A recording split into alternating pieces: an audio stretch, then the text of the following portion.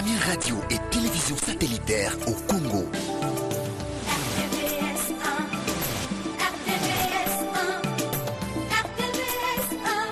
Une voix pour tous, à travers le monde. RTVS 1, une voix pour tous. Nzambe tarananu kananga kananga yaman tarananu kananga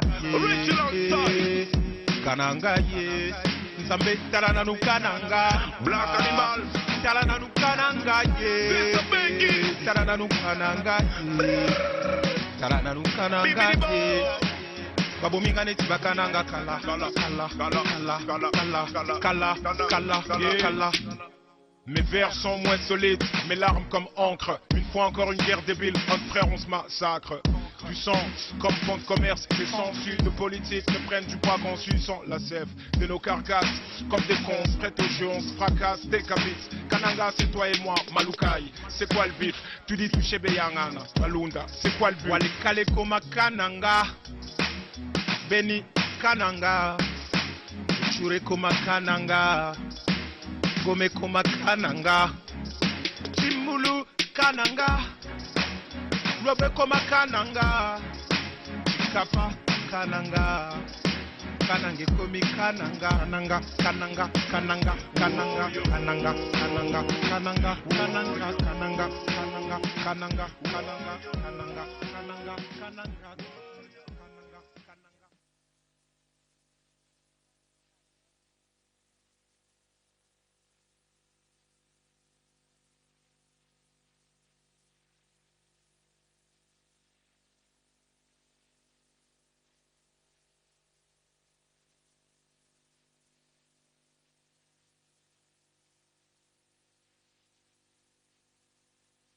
Il y a des pendules en prison, mais le temps n'est pas aux arrêts. Yeah. Quand l'hiver gâche nos printemps, la révolution des saisons sèche, faute des pluies, des poissons que nous fûmes, rêve.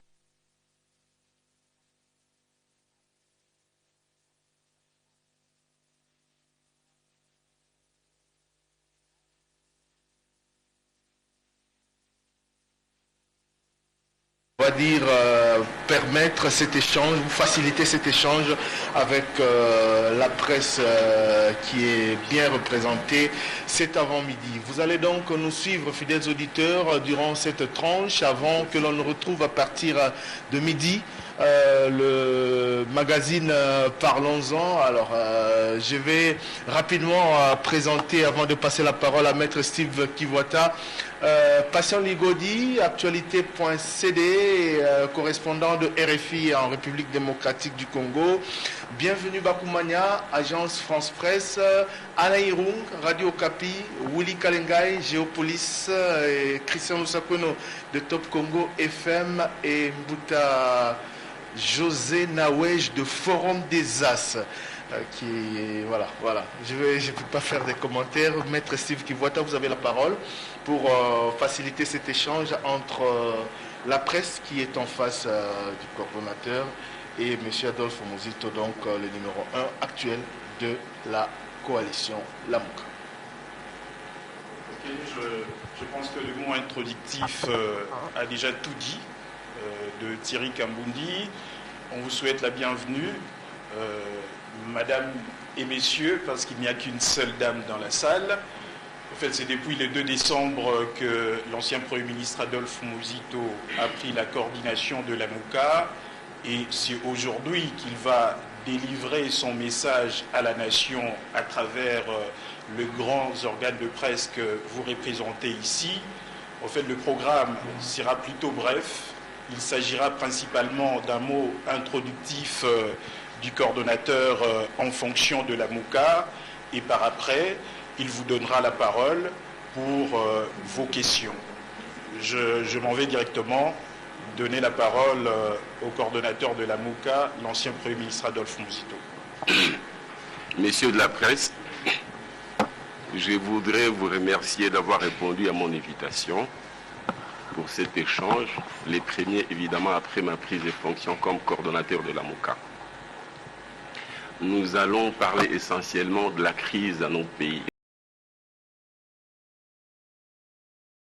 Les sécuritaires et les financières.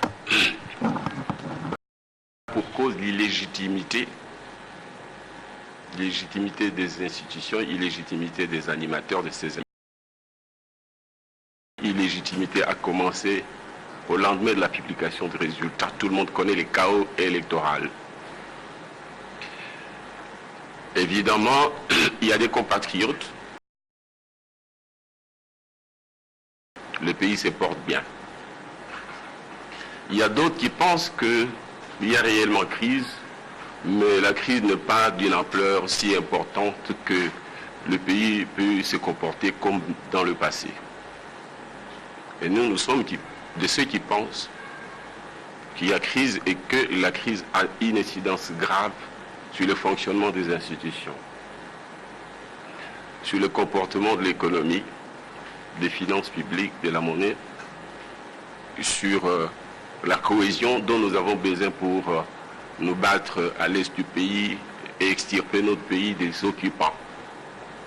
Voilà pourquoi je vous ai invité, mais aussi nous parlerons de la MOCA, la vision de la MOCA et le rôle que je voudrais, en accord avec mes compagnons, leaders de la MOCA, la vision qui est la nôtre et la manière dont nous allons contribuer à la sortie de cette crise dans notre pays. Je suis à votre disposition pour des questions et pour un échange que j'espère fructueux afin que de nos échanges sortent la lumière.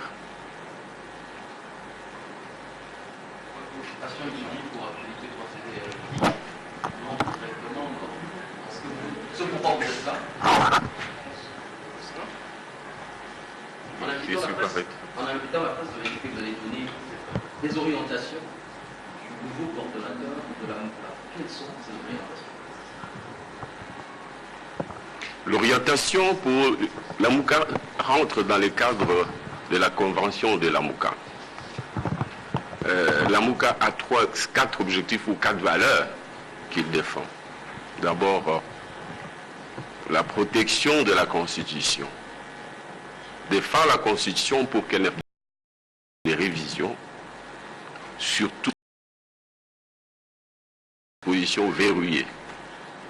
La MOCA se bat pour mobiliser la population afin que les prochaines élections soient transparentes et reflètent la vérité du choix des électeurs.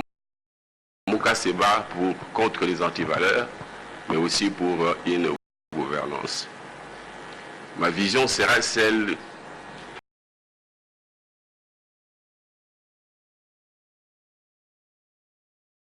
qu'il y ait une unité dans l'action en dépit de la diversité. Donc, dans l'unité du peuple, mais en acceptant la différence, la diversité.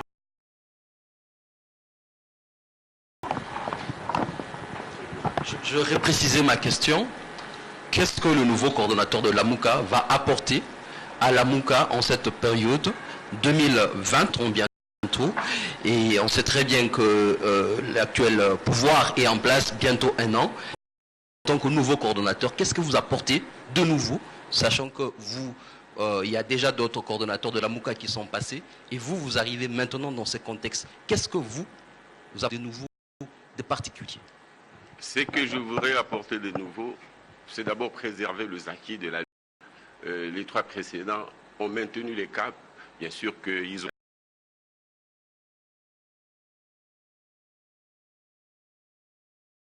Vous connaissez les difficultés qui ont caractérisé son retour au pays. Il y a Jean-Pierre aussi qui a eu les mêmes difficultés plus ou moins. De sorte que moi je viens et reprends les bâtons de manière à ce que nous soyons beaucoup plus sur les terrains de l'action dans la lutte pour les 4 axes dont je parlais, à savoir protéger la Constitution pour qu'elle ne fasse pas l'objet d'une révision, surtout en ce qui concerne les articles intangibles, nous battre pour qu'on puisse mobiliser le peuple de manière à obtenir que la prochaine fois, quand les élections auront lieu, qu'elles transmettent, qu'elles reflètent la vérité des urnes. Et aussi les antivaleurs, vous savez ce qui se passe aujourd'hui dans le pays, au sommet de l'État, c'est la cacophonie, la gestion des finances publiques. C'est l'opacité. Nous allons nous battre sur le terrain. Les revendications populaires, ça va être notre cible de manière à obtenir qu'il y ait un peu plus de gestion correcte. Mais nous nous battrons aussi pour faire des marches pacifiques de manière à ce qu'on fasse une pression nécessaire aussi bien vis-à-vis des autorités du pays, mais aussi vis-à-vis de la communauté internationale pour qu'ils puissent bouger afin que la guerre de l'Est, nous puissions la gagner au mieux des intérêts de notre population. Ok, j'ai vu M. Christian Lusakweno pour Top Congo. Bonjour Monsieur Mosito, vous avez dit que vous allez, la coalition Lamuka, vous battre pour protéger la Constitution et faire en sorte que les prochaines élections soient crédibles. Le président Félix Tshisekedi, dans son discours, a dit exactement la même chose que vous, en ajoutant que toutes ces réformes doivent se dérouler au sein des institutions. Alors, vous parlez de mobiliser la rue, oui, de manière pacifique, vous insistez sur ce terme, mais est-ce que c'est à ce niveau-là que vous allez pouvoir obtenir un changement de constitution que vous réclamiez aussi il y a quelques années, quand vous étiez Premier ministre, et des élections crédibles avec une CENI qui ne peut être modifiée qu'au sein du Parlement? Bien. D'abord, M. Tshisekedi a parlé de deux choses. La première chose, c'est qu'il a remarqué qu'il y a eu beaucoup de contentieux électoraux. Il me semble qu'il n'a pas fait la proposition quant à la solution nécessaire. Mais aussi, il a parlé de la révision de la Constitution, principalement en ce qui concerne, non pas les articles verrouillés, mais pour le scrutin électoral, aussi bien pour le deuxième tour de la présidentielle, mais aussi, il a insinué ou plus ou moins présenté en filigrane l'idée qu'il fallait revoir le mode de scrutin pour le gouverneur des provinces. Nous ne sommes pas contre ces deux révisions, principalement en ce qui concerne le second tour, mais la question qui reste, c'est quel est le cadre de cette révision. Nous, dans les réformes que nous proposons, voilà ce que nous disons. Il faut pour ce pays des réformes. Mais nous pensons que ces réformes devraient se faire sur deux axes. Le premier axe, c'est celui qui passe par une institution que nous appelons Haut Conseil pour les réformes institutionnelles, quitte à ce que, après qu'on ait fait ces réformes dans le cadre de la classe politique, à travers un consensus de la classe politique, que ces réformes soient implémentées par les institutions établies, à savoir les parlements ou l'Assemblée et les Sénats. Voilà ce que nous disons. Donc, nous pensons que les réformes, il faut les obtenir, mais nous ne les obtiendrons qu'en faisant la pression. Deuxièmement, il faut les implémenter dans l'ordre institutionnel actuel, mais à condition que les compromis soient trouvés au sein de la classe politique, en dehors de cette institution-là, parce que cette institution-là, elle est commandée par M. Kabila, qui est un conservateur avec ses troupes qui ont eu la majorité des facto que vous connaissez. Donc, révision constitutionnelle, oui. Les cadres des institutions, nous voulons que ce soit initié à partir du Haut Conseil des révisions constitutionnelles, mais implémenté dans les cadres de l'Assemblée nationale. À partir du moment, à ce moment-là, nous reconnaîtrons cette Assemblée nationale du fait qu'eux auront reconnu notre combat qui exige les réformes. Oui, Willy Kalingai, Monsieur Adolphe Mosito, merci de nous donner cette occasion de vous poser quelques questions. Mais je me permets de revenir un peu en arrière, parce que là où vous avez pris la parole, vous avez parlé des faits objectifs et incontestables qui a crise. Encore faut-il savoir que la crise tente d'un dysfonctionnement des structures.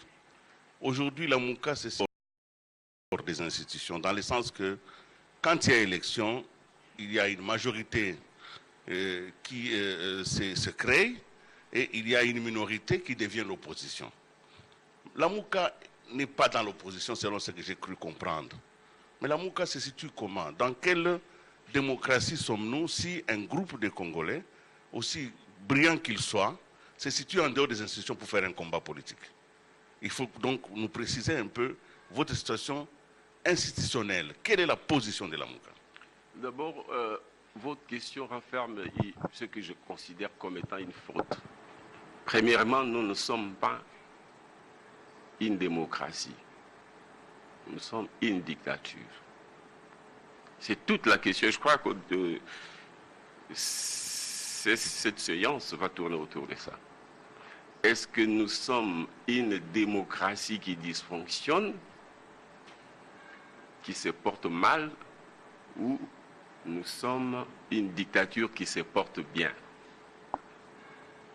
Une démocratie qui dysfonctionne, il faut des réformes. Et nous proposons des réformes, nous dirons pourquoi.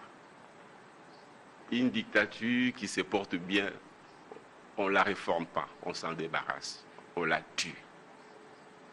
Nous avons choisi de commencer expérimentalement par la proposition aux réformes. Et nous savons que très probablement, ces réformes risquent de ne pas avoir lieu.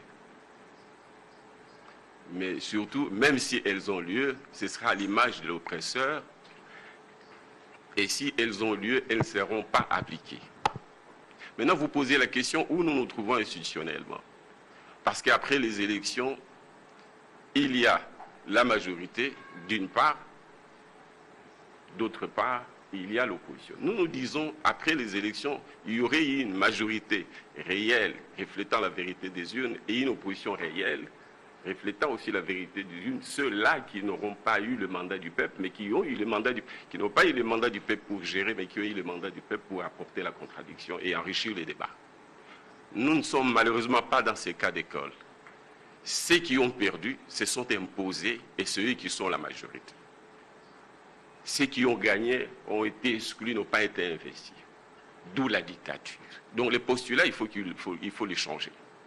D'où la dictature. Et nous refusons d'abord, de reconnaître que les autres ont gagné. Ceux qui prétendent avoir gagné et qui se sont installés par la force par la ruse à la tête du pays, et que nous refusons. Nous sommes une opposition. D'où nous opérons en dehors de la résistance, qui n'est pas notre résistance, qui est la résistance du peuple, en ce que le peuple rejette ses institutions. Le peuple dit que ces institutions ne reflètent pas sa légitimité. Voilà. Mais dans l'entretemps, nous pensons que la réforme, plutôt la résistance populaire peut s'organiser partout, y compris dans les salons de l'oppresseur. Elle peut s'organiser au sein des institutions. D'ailleurs, l'expérience montre en ce qui concerne notre pays, s'agissant des élections de 2 millions. Mais on est resté dans les institutions. On n'a pas boycotté les institutions, mais on a conduit la lutte au sein des institutions et en dehors des institutions. C'est qui, grâce à la présence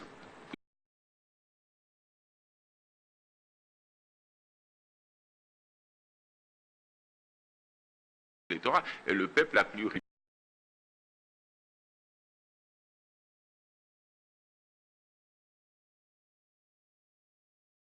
républicaine. Mais non.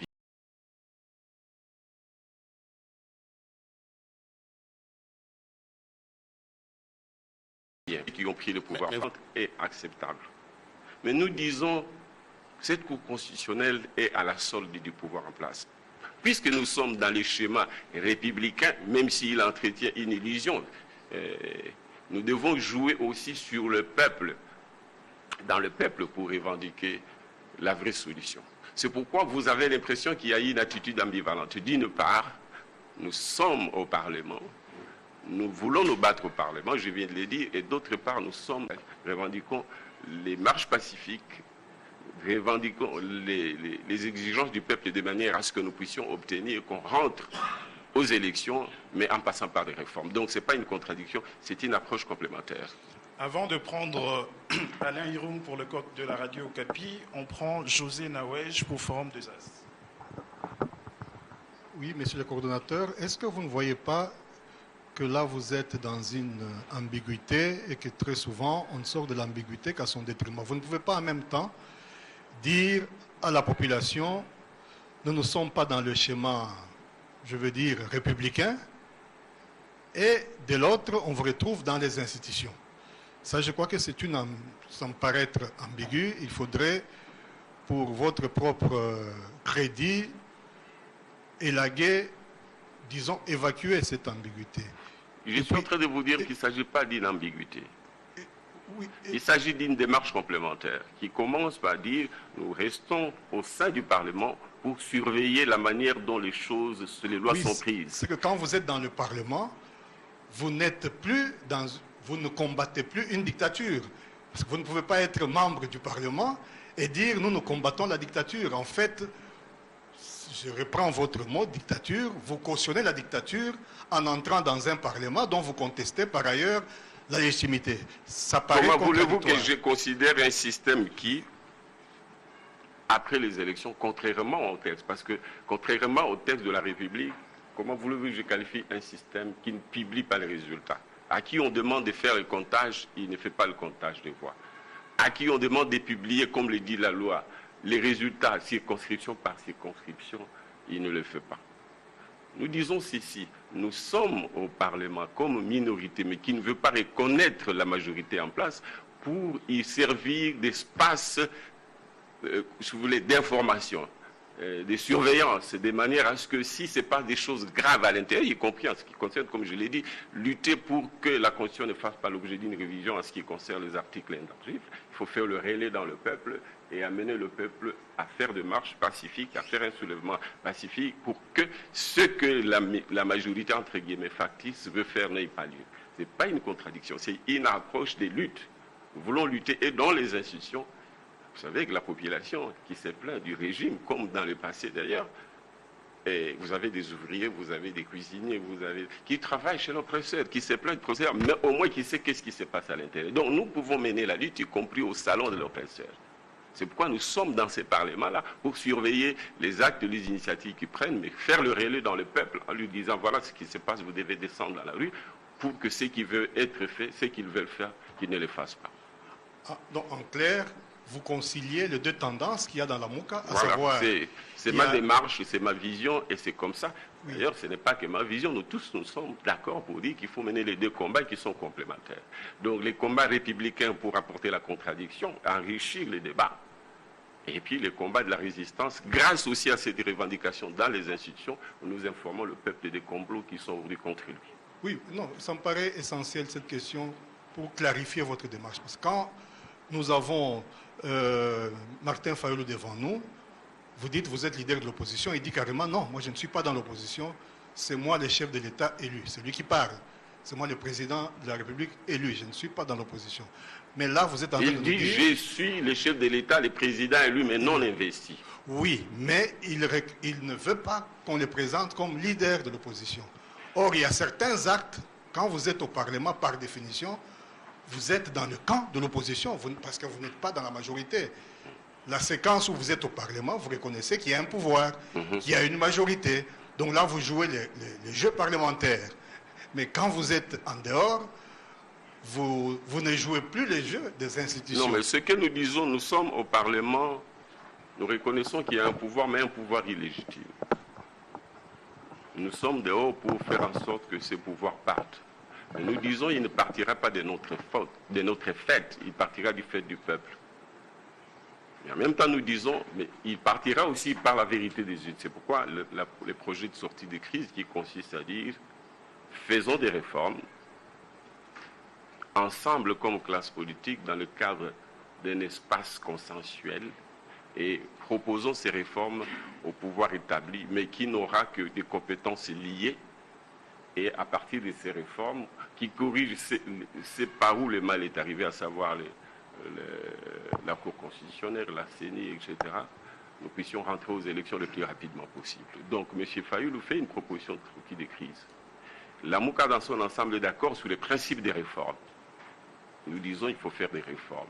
Mais nous ne sommes pas naïfs, on n'est pas ignorer que ceux qui sont là ne voudront pas des réformes si nous ne faisons pas la pression nécessaire. Et cette pression, nous la voulons populaire. Voilà pourquoi nous faisons pression pour qu'il y ait des réformes.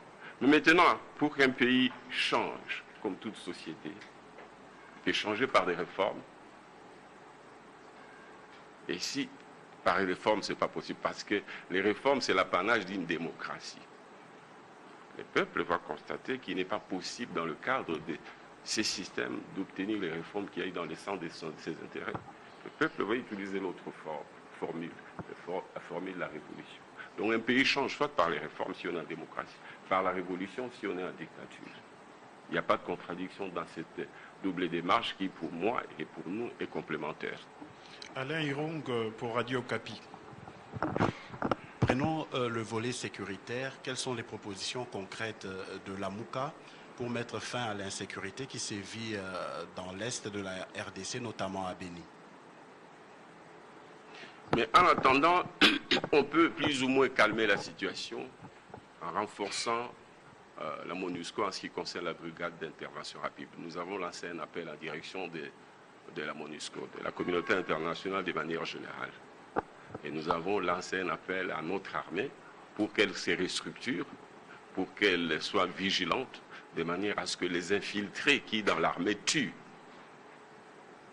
soient extirpés de notre armée. Mais ce n'est qu'une proposition de transition. Mais la vraie guerre qu'il faut mener, elle ne peut être menée que par un État fort, stable, issu des institutions légitimes à la suite des élections démocratiques. Ça, c'est sur les plans internes. Mais sur les plans internes, nous devons avoir une vraie défense. Mon opinion est que la solution à l'est du pays, c'est d'abord une solution de la défense et non pas une solution sécuritaire. La défense, c'est qu'il faut régler la situation avec le Rwanda. Régler la situation, il faut faire la guerre au Rwanda. Si nous voulons contrôler l'est de la République, il faut faire la guerre avec le Rwanda. Mais pour faire avec le Rwanda, il faut une armée, d'où il faut un pouvoir fort, avec de bonnes finances, occuper le Rwanda, à la limite, annexer le Rwanda au Congo. La solution pouvait se trouver dans le cadre de la CPGL. Tant qu'on ne fera pas la guerre au Rwanda, on ne mettra pas fin aux questions de sécurité. Donc il faut d'abord la défense. La défense, seule l'option de la défense nous permet d'avoir des solutions sur les plans sécuritaires.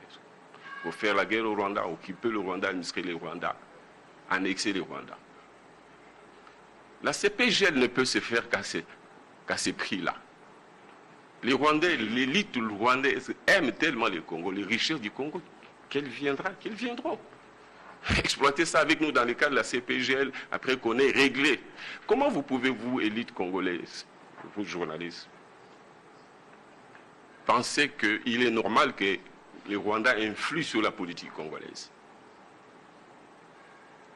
L'Ouganda influe sur la politique congolaise en disant nous voulons tel plutôt que tel, ainsi de suite. Et que nous ne soyons pas en mesure de dire qui nous voulons comme président au Rwanda. C'est parce que nous sommes faibles. Les premiers défis, il faut les lancer à nous-mêmes. Tant que nous n'aurons pas une armée, et nous n'aurons jamais d'armée si on n'a pas une bonne économie et par conséquent de bonnes finances, pour être en mesure de financer notre armée. Le Rwanda va se discipliner de lui-même. Nous pourrons faire la paix déjà en organisant notre État, d'où les principes de la solidarité qui doit caractériser nos rapports au sein du peuple, au sein de la classe politique. D'où la nécessité d'avoir un pouvoir légitime capable d'organiser l'économie, d'avoir de bonnes finances et d'être capable de financer une armée pour que les Rwandais se disciplinent, tous nos voisins qui nous importunent. L'intégration sous-régionale qui est une nécessité. Qui aurait pu faire que les Rwandais viennent au Congo par la grande porte? Pourquoi les Chinois, les Asiatiques, les Indiens peuvent venir investir dans notre pays, pas les Rwandais, pas les Ougandais? Pourquoi pas? Ce sont les Africains et les Congolais, de manière générale, nous sommes africanistes.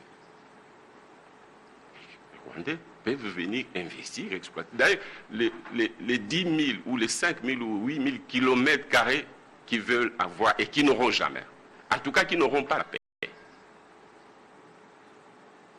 Et la guerre sera longue et peut-être éternelle. Ils ne l'auront jamais. Mais ce 10 000, c'est peu par rapport à ce qu'ils peuvent avoir en venant au Congo. Mais pour cela, il faut qu'un Congo solide qui sécurise les intérêts des communautés, qui sécurise les intérêts des citoyens, qui sécurise les intérêts, y compris des Rwandais, des Angolais et tous les autres compatriotes africains qui peuvent venir au Congo. Il n'y a que dans la paix. Il n'y a que dans les respects mutuels. Il n'y a que dans la sécurisation des intérêts des communautés locales, congolaises, rwandaises et autres, que nous pouvons travailler ensemble et mettre à la disposition de l'Afrique, nous, Congolais, tout ce que nous avons comme opportunité, mais aussi profiter des opportunités qu'il y a au Rwanda. Pourquoi pas? Alors, pour obtenir ça, il faut faire la guerre au Rwanda. Ce n'est pas en pleurnichant. Peut-être que cette guerre-là ne sera pas nécessaire si déjà nous montrons que nous sommes forts, nous, Congolais, et que nous avons la cohésion entre nous. Les Rwandais pourront venir s'installer au Congo, faire le commerce, exploiter les richesses minérales, faire l'agriculture, avoir des concessions. Pourquoi pas, mais en respectant les droits des Congolais, les droits de l'État congolais. Mais cela n'est possible que si nous-mêmes, on se réorganise. De sorte que les Rwandais qui sont nos frères, parce que moi j'ai étudié avec des Rwandais, je ne savais même pas. Donc nous sommes toujours bien comportés. Peut-être que le cafouillage qu'il y a dans notre pays oblige les gens, les multinationales, les Rwandais et tous les autres de venir prendre frauduleusement ce qu'ils auraient pu prendre en toute transparence en travaillant avec les Congolais, quitte à ce que la part des Congolais reste au Congo et la part des Rwandais qui veulent rapatrier chez eux. Je le dis pour les Rwandais comme je le dirais pour tous les autres Africains et tous les autres voisins. Ce n'est qu'en ayant une armée forte, en menaçant le Rwanda, en l'occupant si c'est nécessaire, en l'exploitant ou en l'annexant au Congo, pour qu'on fasse un même pays ou une confédération congolaise. Ce n'est qu'alors que nous aurons la paix pour que nous puissions développer la sous-région des Grands Lacs. Ok, Alain Irung insiste. Par après, on va prendre Bienvenu Bakoumania pour l'AFP.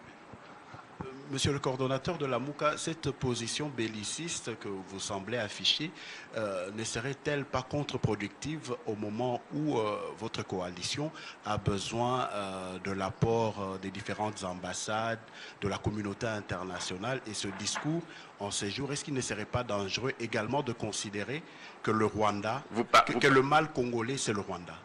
Oui. Non, le mal congolais d'abord, c'est le Congo lui-même. Et suscite chez les voisins des appétits. Oblige les voisins, oblige les multinationales à venir prendre frauduleusement ce qu'ils ne peuvent pas prendre de manière transparente parce que nous sommes désorganisés. La faiblesse du Congo sur le plan de la défense, d'abord sur le plan économique, par conséquent sur le plan de la défense et par conséquent sur le plan de la diplomatie, amène les gens à avoir ces comportements. Nous devons nous redresser, nous devons retrouver la cohésion, nous devons retrouver la souveraineté de nos peuples et avoir des institutions fortes pour que les autres déjà puissent se calmer et n'osent même pas venir nous déranger. Quand j'ai dit faire la guerre au Rwanda, c'est une posture qui à un moment donné peut s'avérer nécessaire si dans l'entretemps les choses ne se normalisent pas. Ce n'est pas un objectif en soi. Et nous disons que nous faisons la résistance, mais la résistance que nous devons faire avec le peuple, c'est une résistance pacifique, une résistance non violente, pour pousser. Mais regardez un peu ce qui se passe en France. C'est accepté. Vous suivez aujourd'hui, le président français est en train de négocier avec les syndicats. C'est grâce. Et pourtant, il a été élu. Nos institutions ici sont illégitimes, mais là, il a été élu. Il est légitime. Mais la population n'est pas d'accord sur la formule proposée en ce qui concerne les retraites. Et ils ont fait des marches, les syndicalistes et autres. Et le président est en train de négocier. Il va cracher, il va faire des concessions. Nous disons, si nous limitons à dire réforme dans le cadre d'un système qui n'est pas démocratique, nous ne les aurons pas, ou nous les aurons, mais ce n'est pas la première fois qu'on a fait des réformes. Il y a eu combien de dialogues dans ce pays? On peut avoir des réformes, mais on ne les applique pas. Nous ne pouvons pas non plus faire ces réformes directement. D'ailleurs, qui dit réforme dit révision des textes. Ces réformes, les faire au Parlement. D'ailleurs, les réformes dans un pays ou dans un Parlement ne s'élaborent pas au sein du Parlement, elles s'élaborent en dehors du Parlement.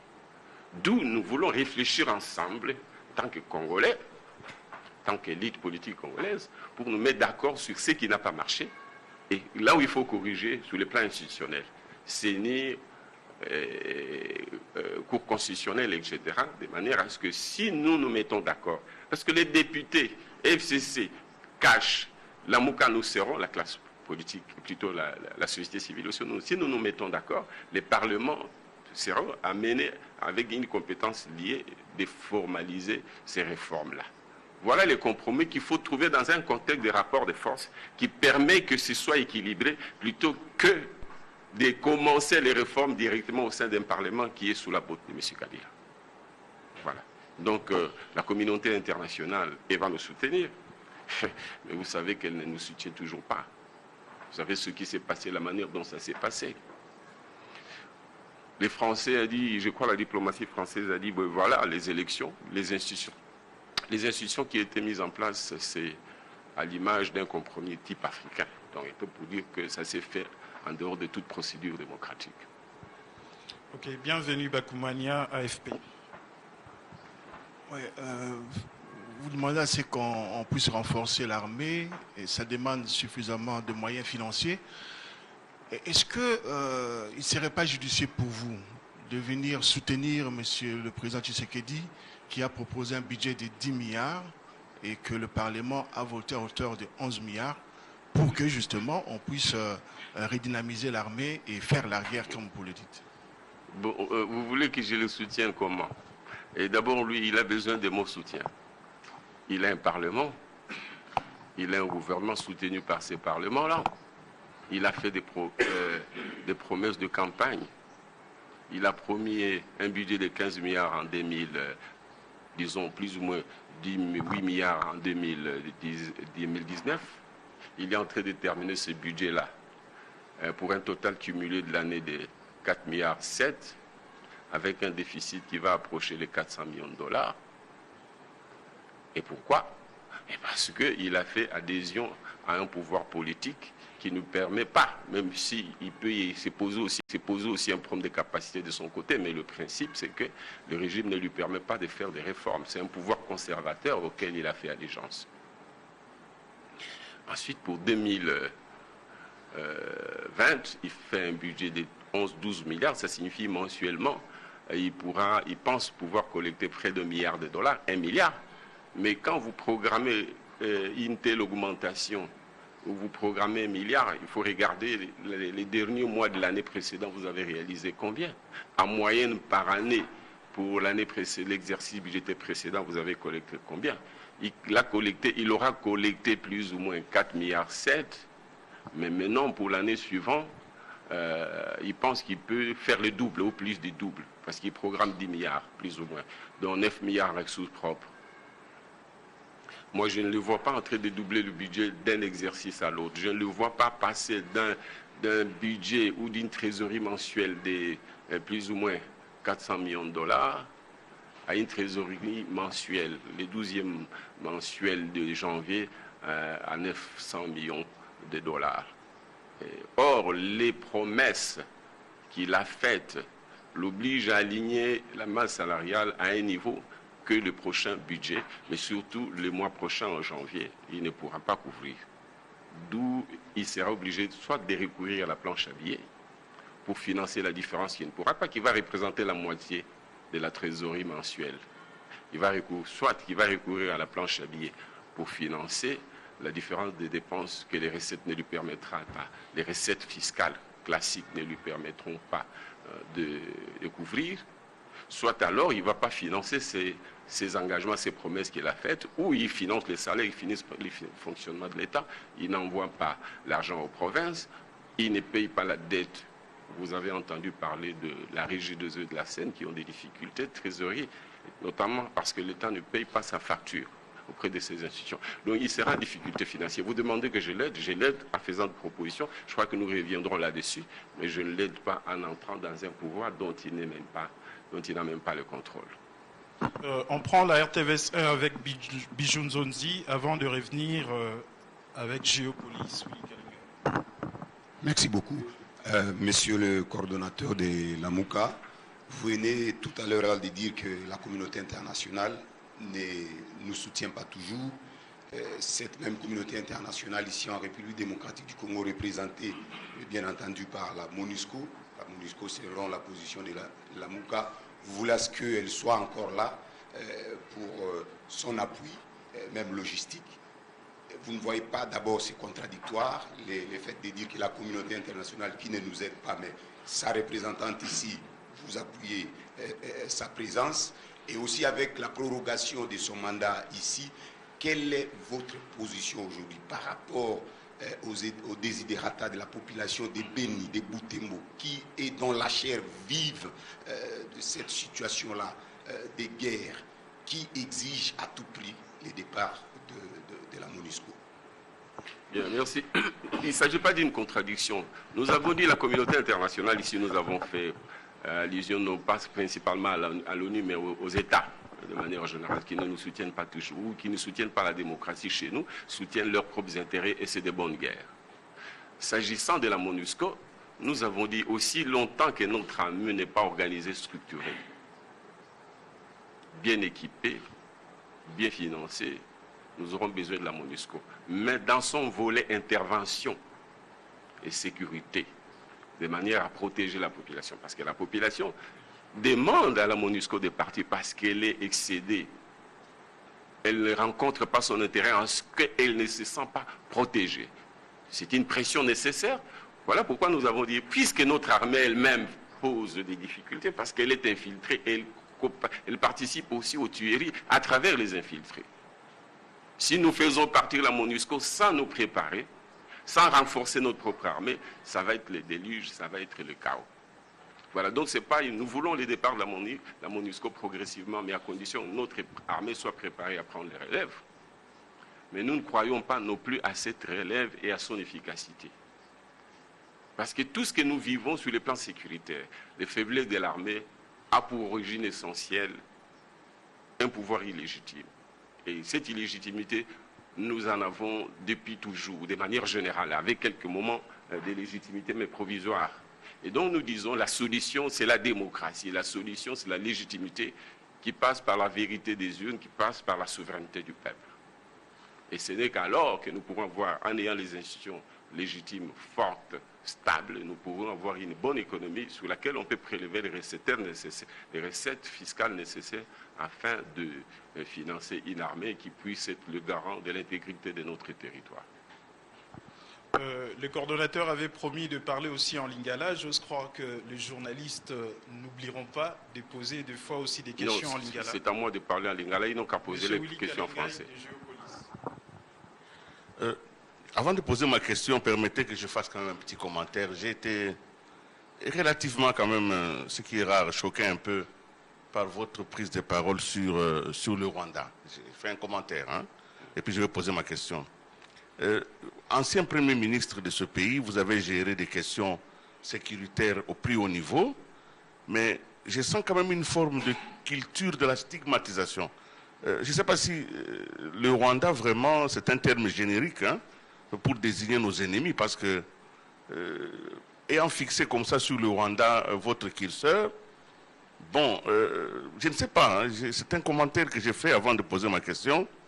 Je me rends quand même compte que c'est un discours un peu populiste, parce que nous avons 9 voisins, et concentrer toute la bellicité de notre pays sur le Rwanda, et envisager même de l'annexer, bon, je trouve quand même que, je ne sais pas, c'est peut-être pas assez responsable.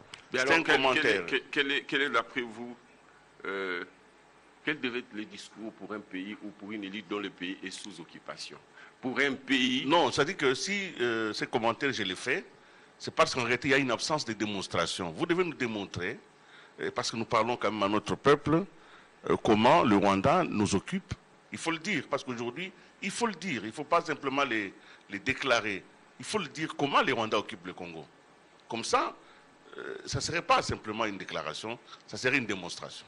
Voilà, moi je vous laisse la responsabilité de dire ça aux Congolais. Moi je le dis et je maintiens que les Rwandais occupent notre pays à travers les milices, à travers les armées qui sont les reliquats de M23, les reliquats de CNDP, ainsi de suite. C'est connu de notoriété publique, M. Willy Kalingai.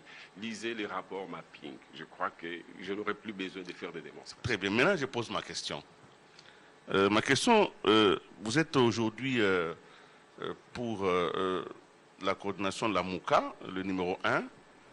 Le président de la République, Antoine Félix Tshisekedi, dans son discours à la nation, parlant de l'opposition, il a dit je salue mes frères de l'opposition. De toutes les façons, il n'y a pas de doute entre notre volonté de servir la nation. La différence entre moi et eux, c'est seulement sur les modalités, pas sur la finalité. Ça, c'est la déclaration de son discours. Admettons que dans cette séquence où vous êtes numéro 1 à la MOUCA, le président vous invite en disant, sur base de ce que j'ai dit, Monsieur Muzito, je voudrais discuter avec vous comment vous pouvez contribuer à la pacification de ce pays. Qu'est-ce que vous pouvez faire pour cette séquence, parce que c'est notre nation. Vous allez accepter cette invitation ou vous allez refuser? D'abord, je voudrais clarifier. La différence ne réside pas dans les modalités de gestion du pays.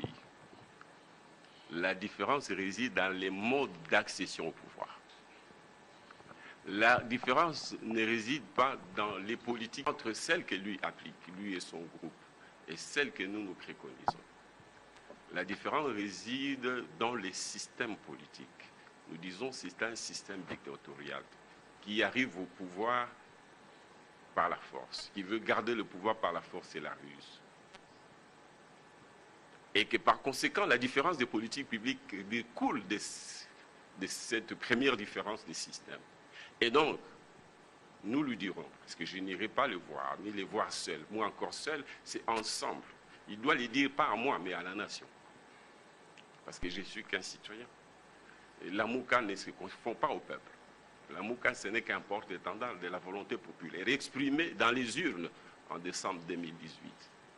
Le peuple voulait les changements. Il l'a exprimé dans les urnes, mais des urnes sont sorties autre chose. Et lui, M. Tshisekedi, symbolise cette autre chose-là. Nous disons, faisons les réformes pour que ce qui est arrivé ne se répète plus. Ce qui nous intéresse, ce sont les réformes. Ce n'est pas travailler ensemble au sens de partager le pouvoir, un pouvoir déjà qu'il n'a pas. Vous savez, tout à l'heure, nous avons parlé de la crise politique, mais je voudrais qu'on insiste quand même sur la crise institutionnelle. Notre pays a une constitution qui institue de manière bicéphale la gestion du pays. Il y a d'une part le président de la République qui est élu parce qu'il a la majorité parlementaire, il y a d'autre part présidentielle, et d'autre part les parlements qui incarnent la majorité parlementaire. Les deux doivent être ensemble et de même obédience pour que les chefs de l'État qui donnent l'impulsion et fassent cette impulsion au gouvernement qui est supposé être de son obédience. Mais les résultats ayant été fabriqués à la suite du deal que le monde entier connaît, ça a donné un monstre institutionnel qui veut que le chef, c'est lui à qui on a donné la majorité présidentielle, le peuple qui pourtant était interrogé le même jour, ne lui a pas donné la majorité parlementaire dont il aurait besoin pour sécréter un gouvernement de son obédience qui ferait le programme en concertation à lui et qui devrait implémenter ces programmes. On ne lui a pas donné la majorité parlementaire, mais par contre, on a donné à d'autres la majorité parlementaire sans leur donner la tête, l'institution suprême. Et on se retrouve dans une cohabitation qu'ils ont voulu masquer à travers ce qu'ils ont appelé coalition. Vous vous rendrez compte que ça ne fonctionne pas. C'est la cacophonie au sommet de l'État. C'est la méfiance. Les gens se regardent chez défaillance. En quelle qualité nous, on peut l'aider et comment on peut l'aider dans le cadre d'une telle configuration institutionnelle née du chaos électoral. Nous disons oui aux réformes, et puisqu'il a parlé aussi des réformes, oui aux réformes, il a parlé des réformes. Parce que M. Fayulu et nous tous, on est pour les réformes. M. Fayulu a indiqué quel est le cadre de la mise en place de ces réformes.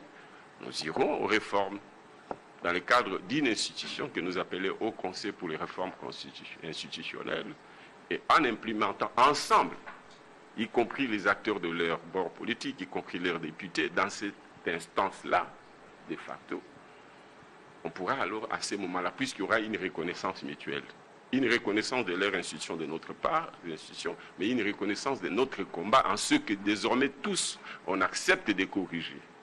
Et dès que nous dirons, nous, élites politiques, de manière générale, mais en particulier ceux qui ont organisé la fraude, que les choses s'étaient mal placées, ils ne sont pas obligés de venir dire, nous reconnaissons la faute, on a triché, non. Le fait qu'ils acceptent qu'il y a des choses qui sont mal placées, sans nécessairement les dire, mais le fait qu'ils acceptent qu'on aille aux réformes, ça signifiera que nous sommes conscients qu'il y a des choses à corriger. Et je pense que ça va baisser la tension dans le peuple. Il pourra, à la limite, commencer à travailler tranquillement. Parce que le peuple va se calmer, pourra adhérer à leurs promesses si la promesse principale consistera à dire nous allons corriger les choses pour que désormais la volonté du peuple, une fois exprimée, qu'elle se révèle à travers et se reflète à travers la vérité des urnes. À partir de ce moment-là, nous pourrions aller vers la cohésion, vers un État solide, vers des institutions légitimes, légales. On n'aura pas nécessairement besoin de faire la guerre au Rwanda. J'ai insisté sur le fait que ce sont nos frères. J'ai insisté qu'ils peuvent venir au Congo par la grande porte, exploiter avec nous. Et ils auraient plus d'espace. Regarde, le Congo peut absorber 10-20 millions d'Africains. Et pourquoi ils ne viendraient pas faire les affaires ici? Pourquoi les ressources naturelles qu'ils prennent frauduleusement, ils ne peuvent pas les prendre là-bas, dans le cadre d'un grand Congo confédéré, à la limite, qui les intègre? Mais en quoi consiste, que signifie la CPGL? C'est une espèce d'une petite Union européenne, parce que déjà le Congo, c'est l'ensemble de l'Europe. Et on annexe le Rwanda, on devient un même pays, des mêmes citoyens, on exploite ces richesses qu'ils aiment tant, auxquelles ils ont droit d'ailleurs. Pourquoi pas? Pourquoi j'insiste, les Chinois viennent prendre des concessions entières, des mines et autres, les Rwandais pas? Il faut qu'on les fasse dans la paix, dans la sécurité, dans le respect mutuel, respect des intérêts des communautés locales. Les espaces, ils peuvent les occuper, toute transparence, quitte à ce que... Et là encore, j'insiste sur le fait que notre État est tellement faible que ne sécurisant pas les intérêts des communautés locales. Moi, j'ai été voir les vaches dans les Bandundu. Qu'est-ce que j'avais dit? Que ce qui me troublait, ce n'était pas tant le fait que les gens qui venaient étaient étrangers. Ce qui me révoltait, c'était que les communautés locales congolaises n'avaient pas de droit de propriété sur leurs terres. Pour que celui qui vient, d'où qu'il vienne, il peut venir du territoire voisin ou de l'étranger, il peut être chinois. Qu'en venant, il s'installe en discutant avec les communautés locales pour partager la richesse qui sera née de cette exploitation-là. Or, l'État a fonctionné à ces jours. Ça, ce n'est pas un procès que j'ai fait à un régime, c'est notre État tel qu'il a fonctionné. Les communautés locales n'ont pas de titres sur l'État étant propriétaire, si vous voulez, du sol et du sous-sol. D'ailleurs, on ne dit pas qu'il est propriétaire. Il est souverain, il a la souveraineté sur les sols et les sous-sols. Il devient propriétaire que quand il fait une concession ou quand il fait un lotissement et met au profit de lui-même comme personne morale, à une personne morale publique ou au profit d'un individu les terres. Dès qu'on mettra aux communautés, comme les dit la loi Bakajika, les communautés locales, leurs terres, en différence avec les terres domaniales de l'État, eh bien, quand quelqu'un vient d'où qu'il vienne et qui respecte les droits de propriété, qui paye son argent, qui accepte de partager les dividendes en exploitant les terres, en faisant son élevage, les communautés ne seraient pas hostiles à un tel partenariat qui s'est fait dans la forme, qui garantit les intérêts des uns et des autres. C'est ce qui devrait se passer, y compris dans les Kivu. Si les voisins viennent, respectent et reconnaissent les propriétaires terriens, ancestrales, qui aujourd'hui n'a pas de titre malheureusement pour faire valoir ses droits, faiblesse de notre État, eh bien ça, les autres viendront par la fraude, ils vont imposer leurs lois, les populations indigènes seront mécontentes, d'où la guerre. Donc, reconstituons notre État, retrouvons la légitimité, travaillons avec le Rwanda, l'Ouganda et les autres. C'est ça le message. Oui, avant de donner la parole à M. Christian Lusakweno de Top Congo, au fait, les gens suivent en direct et Rwanda. Parce que le président français, Bazo Kango Malamouté, Balobi, Tango Zako Bela Rwanda, Ezali, Paul Kagame actuel, tout l'État rwandais, Pe Balingi, Opesa et Anango Nalingala, Pona Baeba Bitumbango Zako Lobeza Bitumbanini. Pona Zako Loba Pona Rwanda, Nazako Loba Nzelami Bale, en tant que responsable. Rwandais, Bazali, en tant que peuple, Rwandais, en tant que peuple, Bazan a problème, biso na bango to bandeko bakunzi ya lelo na politique na bango baza ko profiter na faiblesse ya biso ba congolais baza ko yaka ko luka kozwa mabele ya ba congolais ba micha na makasi fo boye ba ke Rwanda lelo boye bazali à peu près 12 ou 15 millions d'habitants baza na mabele na bango ya lokola Kinshasa ou multiplier ngo par 2 ou 2,5 bazali 26 000. Dans 20 ans, 50 millions. Ma belle bazana ngweti. Bako yaka kaka tulingate. Surtout que toi dans l'état ma cité, bako yaka kaka ko côté la biso. Au moni Europe ndenge bali wana bana makuki. Mais bazo ko kaba migrant ou bazako uta na Afrique té. Donc bako bandara ka akuya. Biso to ali mboka munene. To boya rabatu baya ipana biso te po biso pe to kendara bipai mususu. To kendara na Angola, to kendara na Congo Brazzaville, mingi ka pona pasi na biso eleki. Ba oluka ka baya. So biso to tie ordre. Na pisika ka exemple, to zui mabelo ya Kivu wana nyoso to kaboli ndambu ya l'État ndambu ya ba communauté locale ba kolo mabele o basala ke Congo ezala o basangina sak basangana ki pona Léopold oyo akambaki mboka na biso na 19e siècle. Celui tout le bi que le quoi aussi to récupérer mabele na biso na colonisateur belge to kuka kokabola ndambu ya l'état ndambu ya ba communauté locale pe ba communauté locale kwa ndenge loi bakaji ke lobi to pesi bango ba titre ndenga on a que chance ceux que vous allez na titre na yo certificat d'enregistrement to contrat na l'état muto ya lingi ko yepa na yo azuma ndambo mabele akoya ko senge pa na bo yo kana ko tselo mbongo opesi mwa ndambo abandi avandi yango to lobi peke biso congolais to mi bongisa to sécuriser d'abord ba droit foncier ya ba communauté locale to mi bongisa to zala na l'état munene o ya zali na armée. Toute la transparence na gestion na biso na o Italie richesse minière, richesse foncière, nandenge ba Rwandais ba obanga ba bi non, Rwandais en tant que dirigeant Congo so na meki ba beta biso fimbo. Ba ko meka sus ko ya ko provoquer tete ko luka ko zwa na moyibi. Oyo ba ko yi ko zwa en tant que bande ko na biso ndenge to zala na ba 1960-70.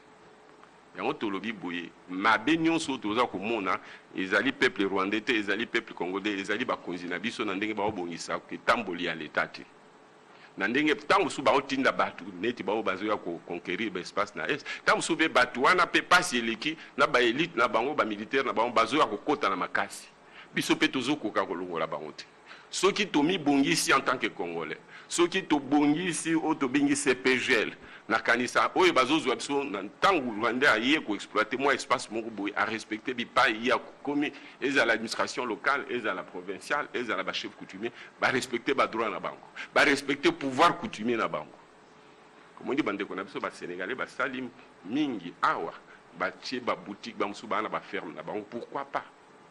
Donc bibutumba oyo ezako uta un parce que toi na armée à ma capacité deux toi na ba cause légitimité ba ko discuter na ba konzi ya Rwanda de manière transparente ba ko sala ba loi ba se respecter sur les se faire respecter sur ba droit na biso yango toza na bitumba oyo yango siko ba mingi bazo ya ko kotela biso ezaka ka ba Rwanda te ezali pe ba multinationale o ezako ya ko exploiter ba richesse na biso de manière illégale sans que biso moto ko bénéficier yango c'est à cause ya régime où eza illégitimité ezako permettre bango ba imposer loi na bango. Je veux dire quelque chose pour illustrer au Nganazana yango. Lelo boyi monsieur Tshisekedi azo tambola mokili mobimba ko na koluka mbongo pour développer mboka. Ezali normal. Mais sauf que naza ko mona ko tambola sans plan.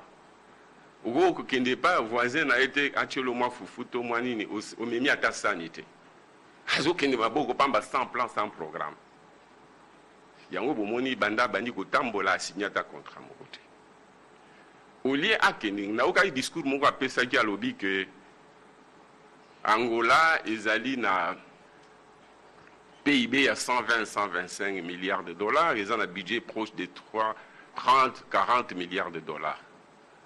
Mais Angola a exploité pétrole. Angola a une richesse société. Mingi a pétrole. Ils ont 9 milliards de barils dans les ils exploitent, ils produisent plus ou moins 500 000 barils par an. Bisoto produire caca 30 000 barils. Vous avez la différence. Tout ça, on a plateau continental. À l'Andela, on bien. Les lobouis, richesse au babandi qu'on découvrir, où ça, le scandale, le monde qui est la capitale, nettoyer capitale, il y a diamant industriel.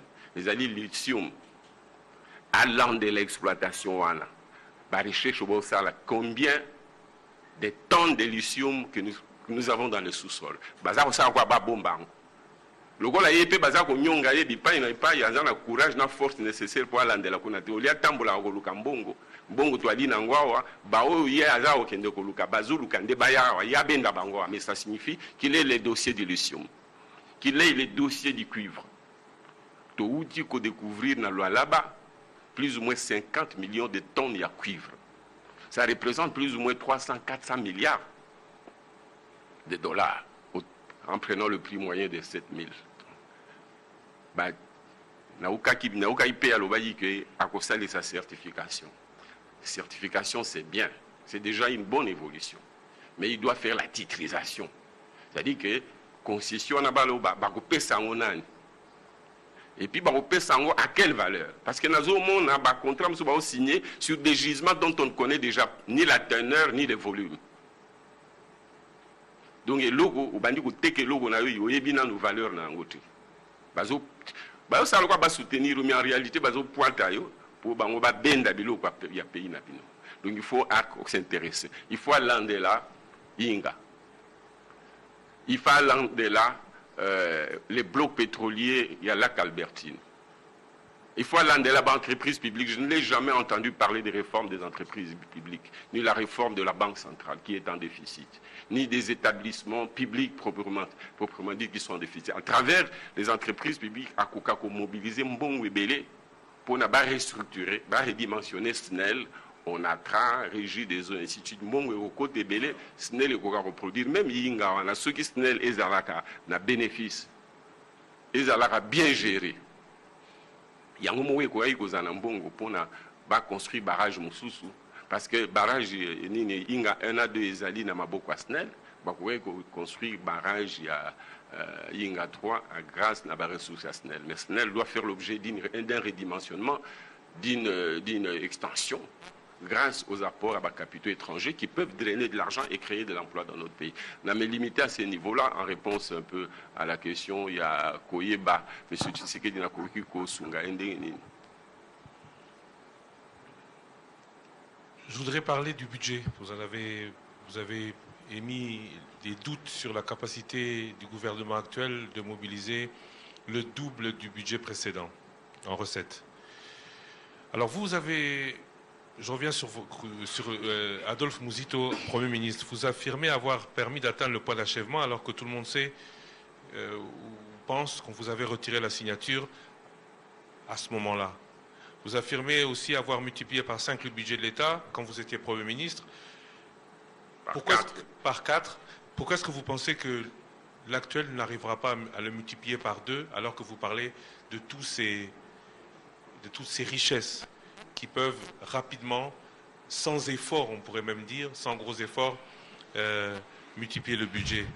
Et puis ma dernière question, vous avez parlé des entreprises publiques. Je réponds d'abord à celle-là, si vous permettez, parce que je l'avais fraîche. Je la glisse juste.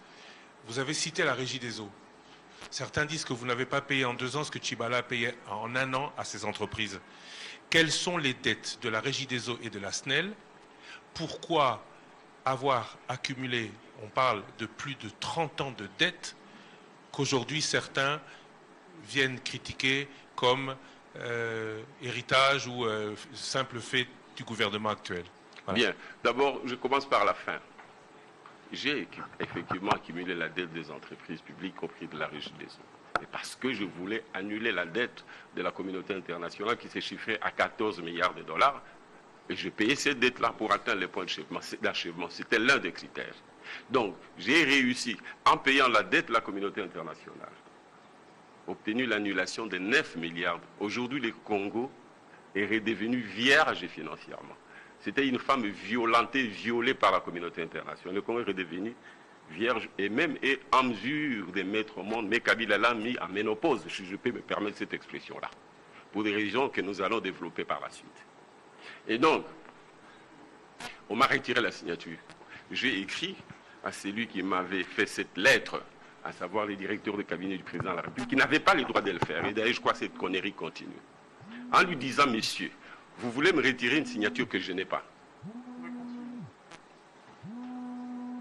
Vous me retirez une signature que je n'ai pas. La signature consistait dans la chaîne de la dépense. Le Premier ministre n'est pas dans la chaîne de la dépense, sauf comme autorité qui engage les dépenses en rapport avec le budget de son cabinet. Et ça, c'est fait par son directeur de cabinet. Donc, je n'interviens pas dans la chaîne, mais je coordonne l'action gouvernementale. J'ai coordonné l'action de ce gouvernement. Et comme je suis financier, et comme je suis agent de l'État, je n'ai grandi que là-dedans, je me suis intéressé au volet économique et financier. Et les résultats, vous les connaissez. Les chiffres, on ne triche pas avec. Je suis parti d'un budget de 800 millions à un budget de 3,5 milliards en 5 ans. Ça n'a jamais existé au Congo. Ça n'existera plus jamais avant longtemps, mais enfin, les records pourraient être atteints par un autre. S'agissant de Tshisekedi, je ne le vois pas doubler d'une année à l'autre, parce qu'effectivement, en partant d'un budget de 4,5 milliards en 2009, qui était le même en 2018, je ne le vois pas doubler en 2019 parce que je l'ai vu agir. Lui vient de faire un an. Moi, c'est dès l'année 2, j'ai trouvé un budget de 800 en 2006, je l'ai doublé en 2011 comme ministre du budget, évidemment dans le cadre du PALU, parce qu'en fait, c'est moi qui ai élaboré ce budget. Mais il ne faut pas confondre ces dispositifs-là de celui actuel. Et donc, nous avons doublé. Non seulement on a doublé, mais on a multiplié par, je dirais combien, 10, 20 les réserves de change, en ayant extrait du sous-sol seulement 1 800 000 tonnes de cuivre. Mais les amis qui sont arrivés après, ils ont extrait, gouvernement Matata, Tibala et autres, enfin, sous la direction de M. Kabila, ils sont passés d'1,8 million de cuivre et on a sorti du sous-sol. Ils ont sorti 7 millions, 7 fois plus de tonnes. Il faut vérifier, les chiffres sont là. D'ailleurs, je les ai ici. Mais curieusement, ils n'ont pas doublé, triplé, quadruplé pendant cette période de 7 ans le budget de l'État. Ils n'ont augmenté que de 30% pendant la période, alors que moi, en 5 ans, j'ai multiplié par 4 le budget. Donc une croissance de 300%. Il y a un accroissement de 300%. Et ils n'ont augmenté que de 20% en ayant sorti du sous-sol 5 fois plus de gisements. Et mieux encore, ils sont partis des réserves de change. Moi, j'ai trouvé 100 millions de réserves de change. J'ai laissé 1,5 milliard. Et ils sont partis de 1,5 milliard, ils ont ramené à 800 millions. Tout en ayant exploité 7 fois plus de cuivre et de cobalt. Donc, c'est une question de gestion. C'est une question de gouvernance, c'est une question de gestion transparente, une question de transparence dans la gouvernance de la Banque centrale, des FMI, vous allez voir cet écart. Donc, ça a été fait et ils ne le feront pas parce que Tshisekedi est à la tête d'un État sans avoir la majorité parlementaire par laquelle il peut agir. Et cette majorité parlementaire, elle est conservatrice. Ce sont ces gens qui venaient de faire preuve des faiblesses que je viens d'écrire en termes d'évolution du budget, de la croissance. Je constate aussi que notre pays a eu un taux de croissance de 4,8 en 2018, 5,2 en 2018, 4,8 en 2019, sous Tshisekedi, et les taux de croissance programmés dans le cadrage budgétaire actuel, que venait de défendre le Premier ministre, est de 3,2. Donc nous sommes dans la phase de déclin. Nous déclinons, et voilà pourquoi je ne le vois pas avec ces taux de croissance réalisés.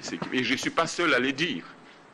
Les FME le dit, il dit que c'est un budget qui est réaliste. Mais cependant, ce n'est pas un budget qui pouvait être irréaliste pour le Congo, parce qu'on peut aller jusqu'à 15 milliards, mais ça suppose des réformes.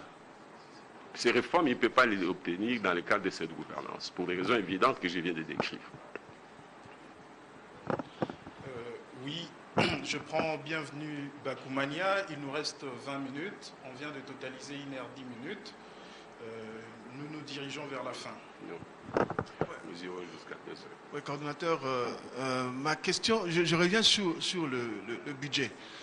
Vous, la Mouka, si vous aviez été investi, qu'allez-vous proposer pour que nous puissions connaître cette croissance sur le plan budgétaire?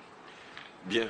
Je rappelle que M. Tshisekedi a promis au peuple un taux de croissance de 25% en moyenne pendant certains plans décennal. Il a promis une pression fiscale, c'est-à-dire une capacité de l'État à prélever sur le PIB 25% de celui-ci. Aujourd'hui, il n'en parle plus puisqu'il est dans la réalité où le PIB est autour de 3, plutôt le taux de croissance est autour de 3% pour l'année prochaine. La pression fiscale est autour de 13%, plus ou moins la moitié de ce qu'il a promis. Nous avions prévu un taux de croissance, un taux de pression fiscale de 15%, une croissance autour de 8%. Comment nous allions faire? D'abord, nous allions bénéficier, si vous voulez, de la confiance du peuple et de l'adhésion aux initiatives, aux sacrifices qu'on allait imposer. Nous n'allions pas nous amuser à prétendre financer la gratuité.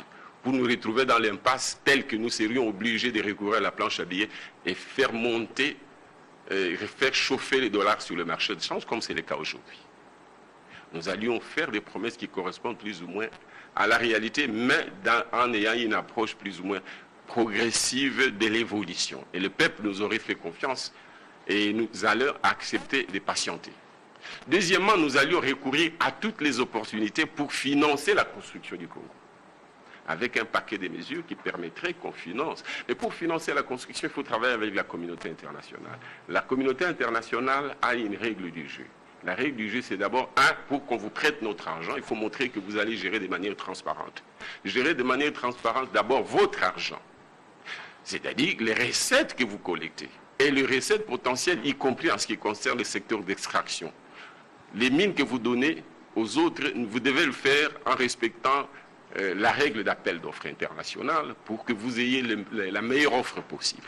Pour que l'argent que vous nous demandez, regarde, je sais qu'il y a tant qu'on lui donne, je crois qu'on lui a déjà donné 368 millions de dollars, alors que lui peut collecter des 3, 4, 5, 6 milliards auprès des investisseurs dans le secteur minier. Je vous ai parlé des 50 millions de tonnes de cuivre dans les lois là-bas. Ça, c'est un nouveau gisement. Ça vaut plus ou moins 350 milliards de dollars de chiffre d'affaires. Il suffit de faire un calcul prévisionnel pour dire que si nous exploitons, nous pourrions avoir ces chiffres d'affaires de 300 dans la durée 20 à 30 ans. Mais ça c'est le chiffre d'affaires, mais notre part au titre d'impôt, notre part au titre des dividendes pourrait représenter globalement 20% et les mettre sur le marché pour les lever des fonds avec lesquels on peut construire le Congo en disant cette mine nous la vendons sur le marché international. S'il n'y a pas de preneur, nous la donnons en gage pour avoir 20 milliards. Parce que nous serons en mesure de rembourser le moment venu grâce à l'exploitation de la mine proprement dite. Voilà comment nous allions redimensionner les entreprises publiques, les restructurer et ouvrir leur capital au secteur privé qui amènerait des capitaux, qui allaient relancer l'activité économique et même créer des emplois. Nous allions aussi regarder ce qui se passe sur les secteurs pétroliers. Notre bloc, lac Albertine, là, bloc 1, bloc 2, vers l'Ouganda, qui aujourd'hui, dans les sous-sols, c'est le Rwanda qui prend. Moi, j'ai peur que ce soit le cas comme en Angola, où nous avons une zone qu'on pouvait exploiter ensemble, mais où le pouvoir s'est tué. On ne sait pourquoi. Et donc, nous avons peur que notre pays, parce que les autres exploitent depuis des décennies, nous n'exploitons pas. Nous allions regarder ça. Il y a le lithium. Ça va ensemble avec la question des climats. Aujourd'hui, le Congo sera la capitale du monde en ce qui concerne ces matériels qui va déterminer l'avenir, si vous voulez, l'avenir de l'automobile. Donc nous devons savoir, tu sais qu'il y a promis la certification, mais il n'y a pas que la certification, il faut titriser avant de signer des contrats avec des éventuels repreneurs. Et éventuellement, nous ne rentrons pas dans la production, nous cédons la production à la GCAMI, nous cédons la production à des étrangers, mais à condition qu'ils nous donnent prévisionnement ce qui nous revient. C'est ce qu'on a fait avec les Chinois en ce qui concerne les crédits chinois de 9 milliards, lesquels le FMI a réduit à 6 milliards. C'est la première fois là encore que le pays mobilise du coup 6 milliards de dollars dans un contrat. Et parce que nous avons donné des concessions, et nous avons mis aussi en exploitation une grande concession avec Sicomine, et nous avons obtenu les gages de ce crédit-là. Et en principe, 3 milliards c'était pour l'exploitation de la mine, les 3 milliards c'était pour des investissements publics. Je ne sais pas ce qui est devenu ces crédits. Là aussi, il faut regarder qu'est-ce qui se passe là-dessus. Donc, il y a moyen de faire ce qu'aujourd'hui, malheureusement, Tshisekedi ne fait pas, parce que nous aurions eu la légitimité et l'indépendance nécessaire, parce que nous serions les produits du peuple et non pas des produits des arrangements occultes. Donc, budget de 10 milliards, c'est à notre portée, mais pas dans le cadre de cette gouvernance qui est dans l'impossibilité, la cacophonie au sommet de l'État aidant, qui n'est pas en mesure de faire des réformes nécessaires pour que l'argent du Trésor puisse entrer, et surtout pour que la capacité supplémentaire de financement des infrastructures soient dégagées grâce au potentiel minier, pétrolier et hydroélectrique. Okay. Sur Top Congo, on nous informe que très bientôt, ils vont clôturer, mais nous sommes en direct sur la RTVS 1. Donc, je donne la parole à M. Kileba de Poste pour sa question. Monsieur le coordonnateur de la MOUCA, vous pensez vous rendre à Béni pour y passer Noël. Alors, je voudrais savoir, vous allez certainement retrouver la même armée congolaise infiltrée. Vous allez retrouver là-bas la même MONUSCO que vous tolérez à peine. Vous retrouverez certainement la même population meurtrie. Mais moi, je me demande, au-delà de la simple symbolique, quel est l'objectif d'un tel voyage? Notre peuple a besoin, de manière générale, d'un soutien moral et psychologique. D'abord, en tant qu'Africain ou en tant qu'homme tout court, il y a eu des morts, beaucoup de morts, des massacres, et les massacres continuent. En tant que responsables politiques, nous voulons dire à cette population que nous sommes des pères, qu'ici à l'ouest, à Kinshasa, les gens suivent, ils sont prêts à se mobiliser pour faire pression et sur le gouvernement et sur la communauté internationale pour que les choses changent et parce qu'elle aura bougé. Voilà notre objectif. Il est symbolique, mais il est aussi politique et social. Voilà pourquoi nous y allons. C'est pour faire signe de solidarité. Solidarité de nous, la Mouka, mais aussi solidarité de notre peuple, du reste des communautés du pays, au sort et à la souffrance de cette population de Béni en particulier, mais de l'Est du pays en général. Ok. Monsieur José Nawej de Forum 2As. Monsieur le coordonnateur, moi je reviens à votre offre de réforme. Vous l'avez dit au début, vous n'y croyez pas beaucoup, compte tenu du fait que les autres partenaires ou les autres parties prenantes, je pense à la coalition FCC-CACH, n'est pas d'accord avec vous. Maintenant, dans cette hypothèse plus que vraisemblable, qu'est-ce que vous faites? C'est un peu de la projection. Si ce refus est catégorique par rapport à votre plan de réforme, plan de sortie de crise, comme vous-même vous le dites, si ce refus est catégorique, qu'est-ce que vous faites? Bien, merci. D'abord, cette réforme, nous ne la faisons pas pour nous. Ce plan de sortie de crise, ce n'est pas pour Fayoulou, ce n'est pas pour la Mouka. C'est pour le pays, c'est pour le peuple, y compris pour eux. Parce que demain, nous irons aux élections. Il est possible que Tshisekedi les gagne. Mais si le système de fraude continue, est-ce qu'il sera content? Non. Les réformes, nous ne disons pas les plans de sortie des crises égale publication des résultats, égale récomptage. Nous disons plan de sortie des crises, c'est des réformes pour qu'on rentre aux élections le plus rapidement. Nous disons dans 1 an et demi ou 2 ans. Les autres peuvent dire dans 3 ans. Parce qu'entre les moments où on commence les discussions, pour identifier les réformes à faire, les lister, définir leur nature, et mettre en place la structure qui va faire ces réformes. C'est déjà 1 an. Mais maintenant, les parlements devra formuler sous une forme législative ou légale ces réformes. C'est 6 mois, sinon plus. Il faut les publier, leur donner la forme légale. Vous voyez ça? Et maintenant, il faut commencer à préparer ces élections.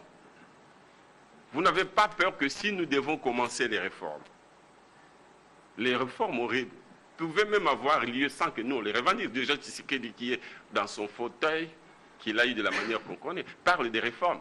Si nous ne les faisons pas à temps, puisqu'il y a un délai, y compris pour organiser les élections, il y a un délai pour mobiliser les fonds. Peut-être qu'on pourra parler du recensement, peut-être qu'on pourra parler de l'enrôlement. Moi, j'ai bien peur qu'en commençant en retard, nous avons peur qu'en commençant en retard, ils soient obligés de ne pas rester le délai dont ils se réclament, de 2023. Parce qu'ils diront non, puisque l'opposition a voulu les réformes et qu'on n'est pas prêt pour éviter les prochaines protestations, revendications, bon, on va prendre 1 an de plus pour qu'on se mette d'accord. Et ce sera la prolongation. Non, nous sommes tous d'accord. Tu sais qu'il a dit qu'il faut faire des réformes. Mais maintenant, quel est l'objet des réformes? Quel est le cadre? Ça diverge. On peut avoir une divergence. Quelle est l'institution qui initie ça? Nous sommes tous d'accord qu'il faut des réformes. Mais les autres estiment qu'il ne faut pas les faire trop tôt parce que nous avons encore du travail dans la mangeoire, vous permettez cette expression. Donc ils ne sont pas pressés. Mais l'opportunité des réformes, c'est une nécessité existentielle pour notre nation. Et donc, maintenant, s'ils refusent, maintenant ils peuvent refuser. Mais il y a 2 manières de les y obliger. Il y a la crise elle-même, il y a les fonds sociaux, il y a l'inflation, il y a les promesses non tenues qui mettront le peuple en colère. Ça va les contraindre. Mais nous aussi, on ne demande pas les réformes en restant chez nous. Nous voulons que le peuple se mobilise par des marches pacifiques. Parce que beaucoup estiment que la crise n'existe pas. Pour le peuple ou pour eux. Beaucoup estiment que d'autres disent, bon, les réformes existent, mais ça n'a pas d'incidence sur le fonctionnement de l'État. D'ailleurs, le peuple y est habitué. nous disons que le dysfonctionnement de l'État naît du deal qui a donné un monstre. Les monstres, c'est quoi? C'est l'ambivalence. Déjà, notre pays constitutionnel a deux têtes de l'exécutif. Si à ces deux têtes de l'exécutif, il faut ajouter la cacophonie entre la majorité présidentielle et la majorité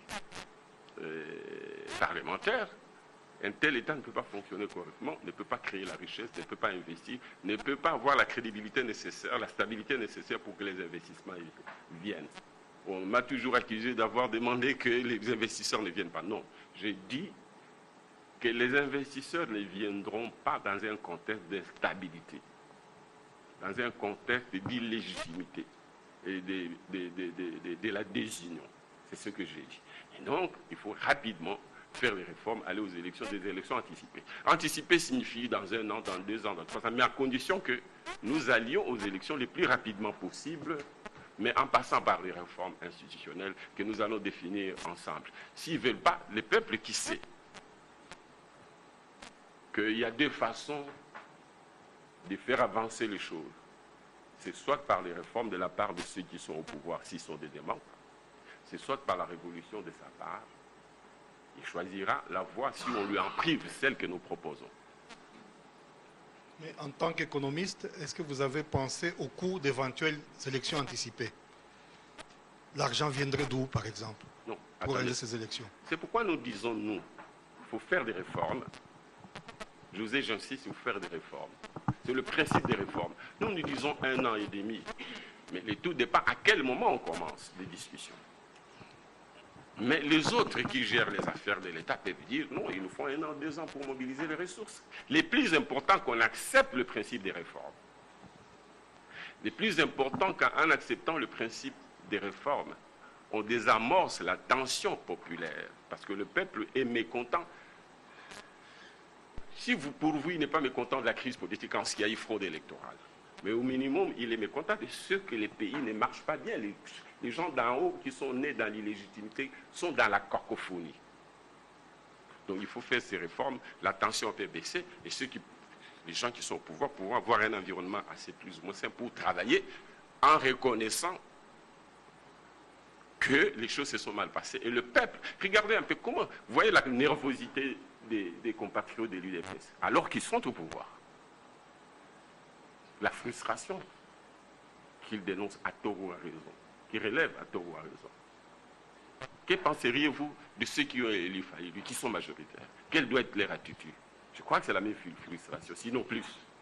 Et que si nous voulons que le peuple ait foi dans l'avenir, comprenne que la classe politique veut s'amender, je crois que cette population peut nous permettre et laisser ceux qui gèrent l'État gérer le temps que nous fassions les réformes qui correspondent finalement à la reconnaissance par nous que les choses se sont mal passées et que nous sommes prêts à corriger et à faire les choses différemment. Oui, au fait, grâce à la démocratie des réseaux sociaux, je reçois plusieurs questions ici, des gens qui vous suivent en direct. Ils disent que nos journalistes ont oublié les enseignants qui ne sont pas payés jusqu'à aujourd'hui. Ils parlent de la justice congolaise avec le cas Mike Mukebai. J'ose croire que nos journalistes ne vont pas oublier de poser toutes ces questions. Voilà, c'est Alain Rung de Radio Okapi. Il fait du populisme parce que la presse, c'est pas comme ça. Les journalistes, c'est un pouvoir, ils sont indépendants. Alors, monsieur le coordonnateur, je reviens sur la question de votre prochain séjour à Béni. Vous allez passer les fêtes de Noël là-bas. Au-delà de la simple symbolique, quel est le message fort que vous allez apporter à cette population meurtrie? Le message fort, c'est de dire à cette population, le peuple entier vous soutient. Il est avec vous, il ne vous soutient pas, il soutient l'unité du pays. Et va se mobiliser pour qu'on évolue vers le plan de sortie de crise qui consiste à mettre en place des réformes, qui consiste à revenir au souverain primaire le plus rapidement possible, afin qu'on ait des prochaines institutions qui vont être portées par celui que le peuple voudra ou ceux que le peuple voudra, de manière à ce qu'on ait un État fort qui va s'équiper, s'armer, de manière à mettre fin à cette situation sécuritaire du pays. S'il faut faire la guerre, on devra faire la guerre. Au fait, oui, M. Willy Kalengai. Une dernière peut-être, l'une des mesures importantes que le président a prises cette année, c'est la gratuité de l'éducation de base. J'aimerais quand même avoir votre commentaire par rapport à cette problématique. Comment vous la voyez? La problématique de la gratuité d'enseignement, nous ne pouvons qu'avoir une attitude positive vis-à-vis de ça, parce que c'est dicté par la Constitution. Mais nous pensons qu'il est allé trop vite en besogne sans préparer les chiffres, parce qu'un tel discours, une telle option politique implique un coût. Chaque choix politique implique un coût. Il n'a pas examiné la possibilité de financer ces coûts de manière saine.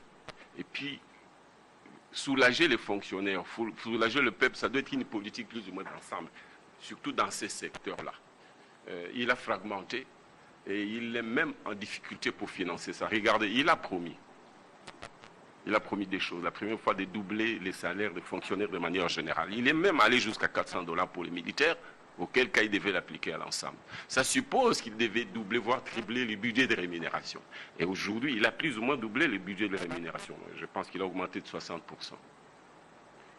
Si le budget n'augmente pas, ça signifie qu'avec 4,5 milliards ou avec 5 milliards de budget en ressources propres, si c'est ça qu'il va réaliser, probablement, du moins ce que dit la FMI, alors il va consacrer 60-70% au paiement du salaire.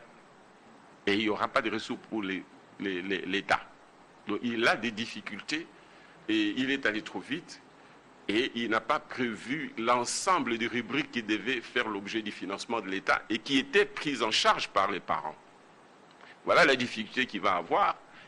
Ou alors il va financer cette gratuité dans les proportions, y compris pour le fonctionnement des professeurs, l'ensemble, et y compris l'ensemble des secteurs de l'enseignement. Je veux dire l'enseignement de base, mais aussi les enseignants non payés, mécanisés mais non payés, et les autres. Mais à ce moment-là, il va leur payer avec la planche à billets, et donc il pourra doubler les salaires en nominal, mais en réalité les diviser par 3 en pouvoir d'achat. Monsieur Cyril Kileba, de Poste.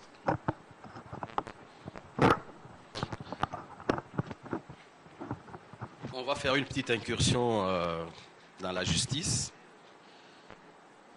Mike Mukebai, député élu de la ville de Kinshasa, est en prison et son procès semble s'enliser. Est-ce que sa situation est une préoccupation pour la Mouka, ou vous attendez seulement un coup de chance qu'il soit sorti un jour et vous allez vous réjouir avec lui? La deuxième préoccupation, toujours dans les domaines de la justice. Et Monsieur Lisanga, ici présent, qui est aussi un de vos partenaires de la Mouka, est poursuivi par la justice pour avoir notamment déclaré que c'est Martin Fayoulou qui a gagné l'élection du 30 décembre 2018. Mais bien avant lui, ou concomitamment, d'autres aussi l'ont dit, mais ils s'en sont bien tirés plus tôt. Est-ce que vous pensez, en tant qu'organisation politique, protester par rapport à cette espèce de justice, disons un peu à double vitesse? Bien, merci. Si nous étions en démocratie, ma réponse serait que la justice fasse son travail. Vous imaginez M. Lisanga qui se limite à dire c'est Martin qui a gagné. Quoi de grave? En le disant, il n'a pas investi Fayoulou. Ils sont tellement dictateurs que pour si peu de choses, ils sont prêts à faire du mal. Ce qu'il a dit là, est-ce que c'est vraiment une infraction? C'est une opinion d'un citoyen ou d'un leader politique. Franchement, nous sommes obligés de recourir à des méthodes qui, en réalité, n'auraient pas été nécessaires si nous étions une république et on était une démocratie. On se serait dit que la justice... Déjà, moi, je vais déclarer, s'agissant des 15 millions de dollars, cette justice, ou bien elle agit, et agit mal, ou elle n'agit pas, tout simplement. Nous avons dit, en tant que républicains, on a dit, bon, puisque nous sommes dans un scénario, c'est ce qu'on a vendu au peuple, qu'on est une république d'ailleurs, et démocratique, on a dit que la justice fasse son travail. Nous voulons que la justice fasse son travail, mais à condition qu'elle soit juste. Malheureusement, nous ne sommes pas une république en ce que nous n'avons pas la séparation du pouvoir. Les politiques influent sur les judiciaires. C'est ça qui est dramatique. Mais nous, en ce qui concerne, qu'il s'agisse de Maï Moukebaï, qu'il s'agisse de notre camarade Lissanga, nous allons nous battre en utilisant les instruments à notre disposition.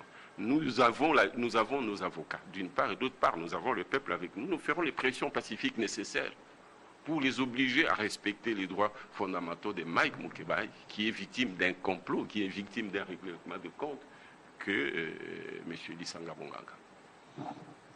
Monsieur le coordonnateur, vous aviez brossé la situation générale du pays dans tous les domaines, dans tous les secteurs. Vous aviez promis effectivement que vous aurez une série de conférences de presse, vous aurez organisé à appeler les organes de presse. Comme toutes les questions ont pratiquement terminé, les journalistes ont épuisé les stocks.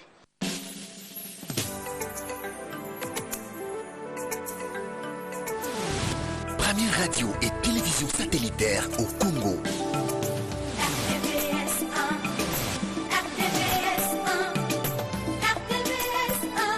Une voix pour tous à travers le monde. RTVS 1, une voix pour tous. RTVS 1. Le Congo à travers le monde.